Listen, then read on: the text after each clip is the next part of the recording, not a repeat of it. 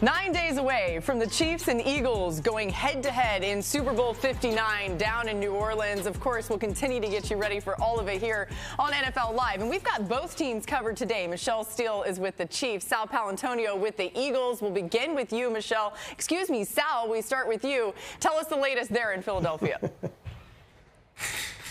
Well, I had a chance to sit down and talk with Nick Sirianni one-on-one because I really wanted to gauge where this team was after winning the NFC Championship game, beating the Washington Commanders.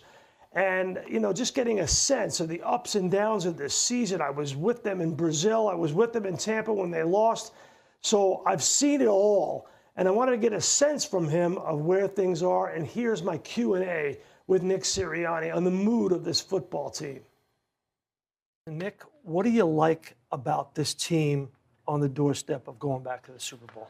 Yeah, I really like our togetherness, that we constantly think about team, the selflessness of being a teammate, the celebrations together, the time spent together, not wanting to let each other down. I think that, it's not the best groups of individuals that wins, it's the best teams that win. And our guys have done so much to come together as a team as the year has continued on. They've had this intense period of self-scouting that they've done, especially where it concerns the Kansas City Chiefs, beating them last year on Monday Night Football, losing 2 years ago in Super Bowl 57. They've gone through that tape in detail, and Nick Sirianni has made detailed notes for every single player, what he wants to see differently. They've spent the week installing the game plan. They're out on the practice field coming off shortly, and they will have practice tomorrow before they leave for Louisiana on Sunday. Now for more on the Chiefs, here's my friend Michelle Steele. Hi, Michelle. Hi, Sal Pal. Good stuff. Now, here in Kansas City, when you've been to the Super Bowl as many times as the Kansas City Chiefs have, the last 5 of the 6 Super Bowls that they've been in, of course, perhaps it's called Chiefs fatigue. Well, they are blocking out that noise this week. They are focused squarely on what Andy Reid likes to call their Super Bowl routine. You get to have a Super Bowl routine when you've been to the Super Bowl that many times, and that means treating this week as if they were playing on Sunday. A little bit like what Sal said, putting up the game plan earlier in the week, install midweek, and of course practicing. They are using the indoor facility this week. Of course, the Super Bowl will be played in New Orleans inside. One big positive from practice is that everybody practiced. They only had 2 players who were limited on Thursday. Wide receiver Sky Moore, who they activated from IR. Unlikely he plays in the Super Bowl, but certainly something that the Eagles will have to account for, as well as right tackle Jawan Taylor. He was limited as well. If I had 2 words, Laura, to describe the overall energy and the overall vibe of this Kansas City Chiefs team, I would say, just from being around them this week, amped up. They're ready to get to New Orleans. Laura. I love it, Michelle. I think we all are, right? We're ready to go. All right, how about this? With the rematch of Patrick Mahomes and Jalen Hurts, it'll be the 4th quarterback rematch in the Super Bowl alongside Eli Manning, Tom Brady, Troy Aikman, Jim Kelly, and Terry Bradshaw, Roger Staubach. In each of the previous 3 instances, the same quarterback won both times. With Mahomes seeking his 4th Super Bowl win, he's looking to join Tom Brady and Joe Montana as the only players in NFL history to win 4 championships and 2 league MVPs during his NFL career. Let's get some quick reads to start the show. Mina, give me one thing you can't wait to get into with this group as we lead up to the game. Yeah, this Super Bowl is the RPO Bowl. These 2 offenses use RPOs at the highest rate in football. They do it very well. They do it to dictate to defenses and also get a read on those defenses. How those defenses handle the run-pass option will go a long way towards determining whether they have success stopping these quarterbacks. MK, I love that you brought up the RPO because I want to see how they are going to deploy Justin Reid.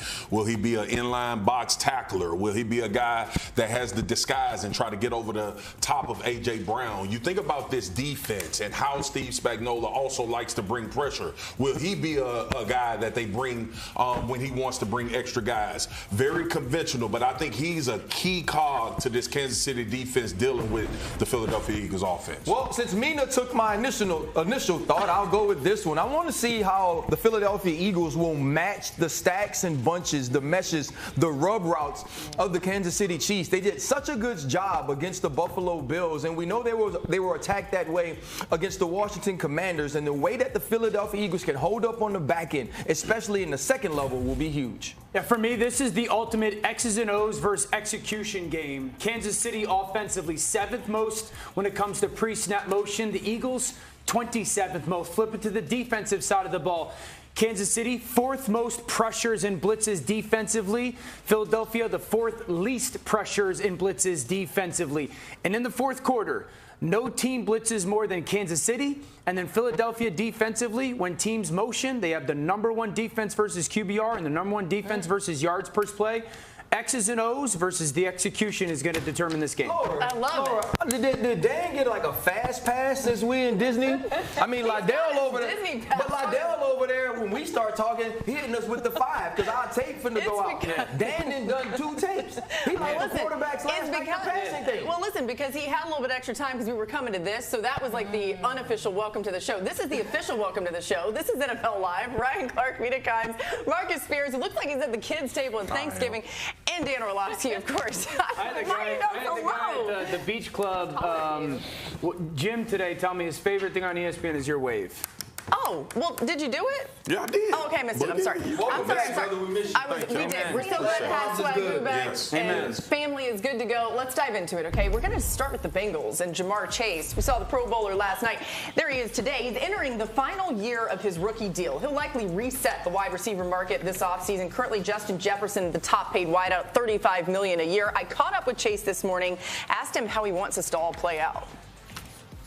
At the end of the day, I just hope, I get what's fair at the end of the day and, doing what my worth is at the end of the day. And hopefully I don't put too much pressure on anybody, but, I just want it to be fair. That's all. What do you think is fair? Fair is just, what I deserve. I can't really say everything I want to say, but, it's what I deserve, is what I worked for, is, how hard I worked for. It's a written story already, so it should be a fair change. Yeah. When it comes to this team, obviously you guys got close, weren't able to get it done at the end of the season. What do you hope changes for next year? Honestly, I hope we just finish stronger, finish better, finish faster, even start off better, because, starting off better will help us in the back end of the year. So it's just the smaller things that we got to clean up, get a couple things on defense, hopefully that'll make us even more better, and, just proceed to make corrections on offense that's going to get us in the right directions. You guys are really familiar with the Chiefs as you look toward the Super Bowl. What do you think about how they'll play in that game against the Eagles? Everyone knows I'm not a KC fan, so I'm hoping Saquon rushes for like 200 this game, so I think overall it'll be a great game just because both sides has great players on each side. All right, there we go. So we know Jamar is picking the Eagles. Like it. Oh, my goodness. All right, Jamar Chase proved his worth that he's talking about there this season, leading the NFL in receptions, receiving yards, and receiving touchdowns. He became the 5th